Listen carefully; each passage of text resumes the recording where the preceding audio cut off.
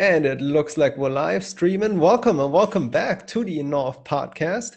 It's been a little while. We've had a little bit of a break, but we're back talking about problem solving and everything that relates to it. And you know that problem solving is really a discipline of psychology, especially cognitive psychology. And psychology, we talk about, you know, the brain and what the brain does. And there's kind of this divide between software and hardware. And I think today we're going to look more at the hardware side of things, because we have with us today Melissa Hergert, who has a neurofeedback device that apparently can give your brain a tune-up. So that sounds actually really sci-fi. Melissa, welcome to the show. Thank you so much for being on here. How do I have to imagine a neurofeedback device? Like, is it the helmet that I have to wear? Is it like, I mean, what is this device that you have? Yeah, so it's not necessarily a device more than a software feedback loop. So originally, when people come in, they do put kind of a helmet looking thing. I actually have it right next to me, so I'm going to show it. See Oh, that? nice. Uh-huh. Yeah. So this is what we use to check the brain wave activity, the electricity in the brain. So we put that on the person first, and we record their brain waves just to assess the brain and see, like you said, how the hardware is firing and how it's functioning. So that's what we do first. Okay. And I mean, okay, so like this seems like kind of some medical thing where, okay, a doctor is going to put that on you, and they do some diagnostic and everything, and they can find out if you're sick or not, or what is the benefit of this thing? I mean, tell me, how does it help me actually give my brain a tune-up? Okay, so originally it's not necessarily to diagnose. What we're doing is assessing, like, if the brain is processing properly. Yeah, so they come in. You don't have to be a doctor to do this. There are doctors that use it for their diagnosis, but in my field, which is neurofeedback, I'm board certified neurofeedback therapist. So I am able to assess the brainwave activity, and it comes up with this picture of how your brain looks, like what part is kind of firing up or not firing up very much. Yeah, different areas. So once we get that information, then we do the actual therapy. So we do this with everyone first. It's that initial assessment, like getting an x-ray done before you see a chiropractor, you know? Gotcha. So kind of like mapping out what's currently the landscape of your brain, what's going on in which areas, and so on and so forth. Perfect. And that's what it's called. It's called a brain map in like layman's terms. In scientific terms, it's called quantitative electroencephalogram. So we're just recording the electric waves. Okay. And I mean, it seems kind of out there to me. Based on that, I know that, okay, the brain is made up of like these millions tiny parts, these neurons, right? And they're all connected somehow. Now, how can we put sensors on the outside? How and why does that translate? And once again, why and how would that help me? What can I expect to find on such a map? I mean, am I going to see that my brain is not firing in an area where it should be firing? But then even if I find out, okay, what do I go do about it? Yeah, well, you're exactly right. That's what you find out. So we are recording the sensors. We use a electrogel as a conductor. So to get through the skull and the layers, we want to see how those nerves are firing and communicating with each other. So that is exactly right. We want to see if it's firing too fast in some places, too slow. Once we get that information, we do neurofeedback, which is a audio-visual feedback training for the brain directly to the brainwave activity. So it's kind of hard to explain, like just talk about it. But what really happens is we put little sensors on that are monitoring the brain. And every time the brain goes into a more positive pattern that we want, the person gets a positive reinforcement on the screen in front of them. So they're actually creating this loop, all controlled by the brain wave activity.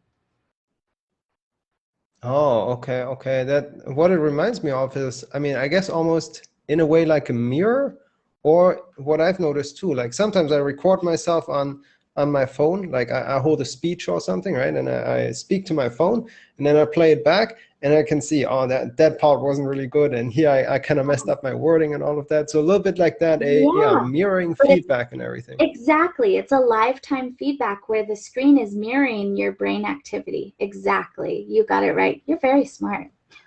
Oh, thank you. So, what are some like patterns though we're looking for? I mean, why would you classify and judge some patterns as good as opposed to others being bad? Right. And the person controlling them, how do you instruct the person, hey, please go ahead and change up your brain activity because it's bad right now and we need it to be better? Like Right. what's the cues for the person sitting there and doing these things? Yeah. So it's actually all based off operant and classical conditioning. Do you remember learning about Pavlovs dogs? Yeah, where the bell Ring the was bell. rang, and then the dog started drooling, even Yes. when there was no food being brought to him, right? Exactly. And that's because when they originally started training the dogs, they would present a positive reinforcement, which was food paired with the bell.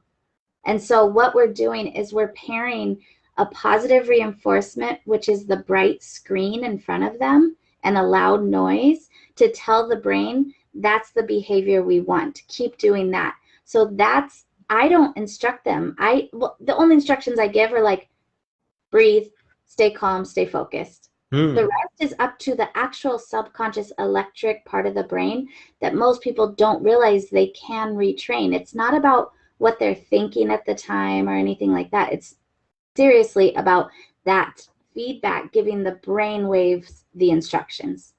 Gotcha. Yes, it sounds like it's really just happening on the subconscious. Yes. Interesting. Mm-hmm, mm-hmm. So, And okay, yeah. I was going to say, over time, the whole point is it's a training modality. This is not something that you do forever. This is like you train your brain like learning a bike, you never forget. You train your brain, you create new pathways. Those pathways are long-lasting, long-term changes to the brain.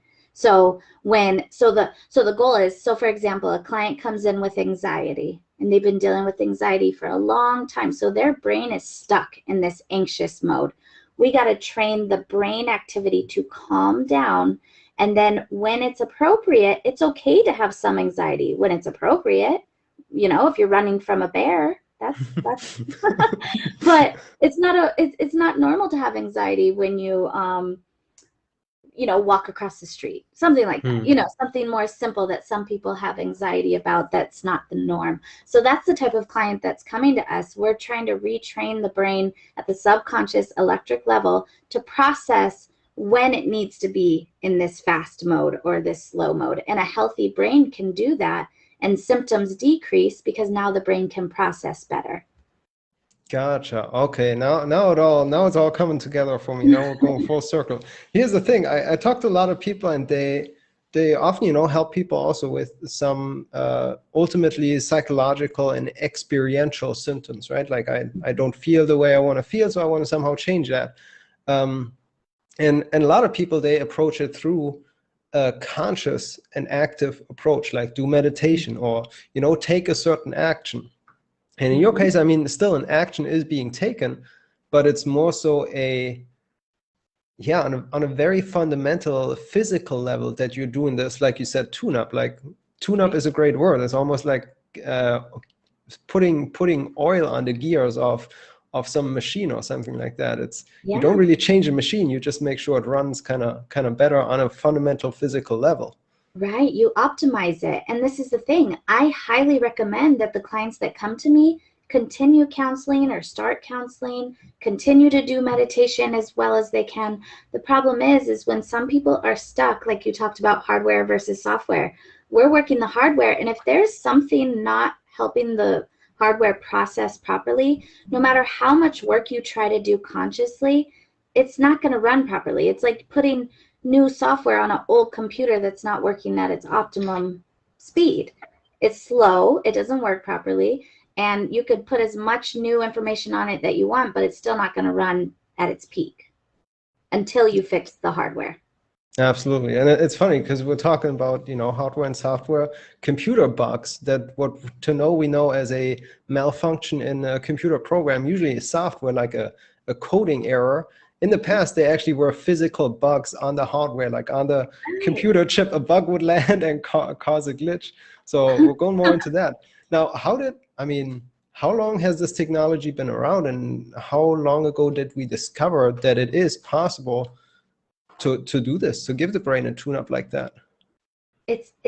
Yeah, it's actually been around since the 60s. Yep. And it was created for seizures. That's what it was all used for originally. And they did research. It's very sad. I don't like it because they did research on animals, specifically cats, because their the structure of their head is very simple to put like little things on. And so they used cats. They would have seizures. They would do neurofeedback. They would give them a gas that is usually a seizure-causing gas. And the ones that did neurofeedback did not have seizures anymore. Oh, yeah. That is kind of sad, but I know. I guess but important. Thanks to the cats. Yeah. Wow. I don't think any of them died. That's good. That's good. That's right? good. And then there were some that were still having seizures, usually when it was like presented with the gas. But they didn't have neurofeedback though, so that's where they had the control. Then they started doing more and more research in the military. Actually, they did research at Harvard. There's big research still being done at UCSD out in San Diego. So it's very much well known. The problem is it's not always the first thing talked about because it's a mental health service, and also it's not always covered by insurance. And unfortunately, in our world, medicine is our go-to. And so hears about it from a colleague or someone who's done it, it's very hard for people to know that it's available to them. Right. Well, I mean, that's why we're here, to kind of create more awareness around these different solutions that are out there, right? Problem solving. It's not just about coming up with a brand new solution, but also making sure you actually take a look at the solutions that are out there then that can effectively help people. So okay, let's say I'm thinking, oh, this might be something I might want to try or might want to find benefit from. What are my next steps here to possibly set an appointment like that, get in touch with you? How's it all work? Yeah, so I personally have offices in Atlanta, Las Vegas, and San Diego, and I'm always expanding, but I also have colleagues across the country. So if anyone is very, very interested in learning on getting a initial brain map, then they could reach out to me and I could find my closest colleague that I trust and refer to them. I just want everyone to do neurofeedback. It doesn't have to always be with me. So okay. Yeah, and there's some great providers out there. So that's the first step. But if you are in one of my areas, obviously we'd love for anyone to find us. My company is called Braintrain Centers. And so we have a website, braintraincentersinc.com. You could go on there, and if we're in one of your area, then just contact us that way. We're also, of course, on Facebook and Instagram too. Awesome. We'll definitely make sure to drop that link in the comments below, or in the description above, or wherever it is.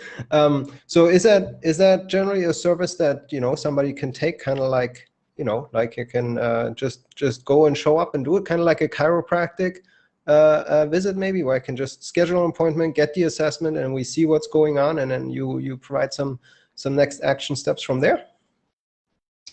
So I don't necessarily need like a referral from a doctor or something where I first have the prescription or something. I can just show up and do it. You do have to.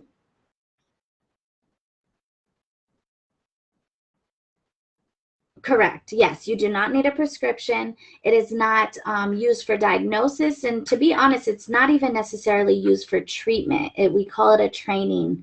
So we're retraining the brain. This is something that you can do safely from home. We have office availability, and then once someone comes in, if they live far away or in another state, we could actually send them a neurofeedback unit to hook themselves up at home.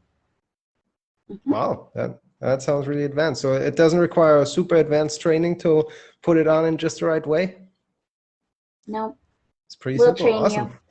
You. That sounds simple. Like a really innovative way to diagnose and train and just improve our lives. Really awesome. I'm impressed. I'm amazed. Yay, thank you. I'm going to put my website in the comments. So if anyone, it is being worked on, so it's going to look a little different after the next couple of weeks, but it's still, and there's a couple videos on here.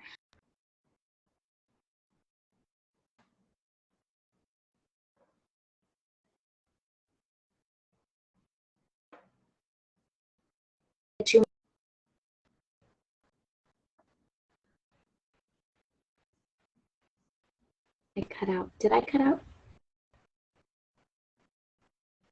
Yeah, it was cutting out a little bit. I don't know. Unfortunately, we seem to be having some thunderstorm or something in the middle. But say it again. You said there's some actual videos where we can see what the process looks like and how it goes. Yep, on my website, I put them in the comments, and it's like a 2-minute video of me setting a client up, and you could see the whole process.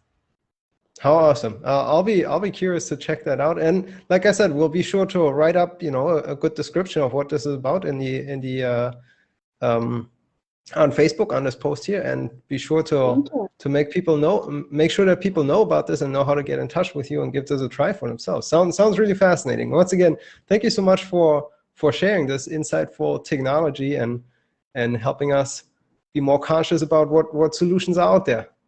Thank you, and thank you so much for having me. Amazing. We'll be in touch, Melissa. Thank you so much. Thank you. Take care.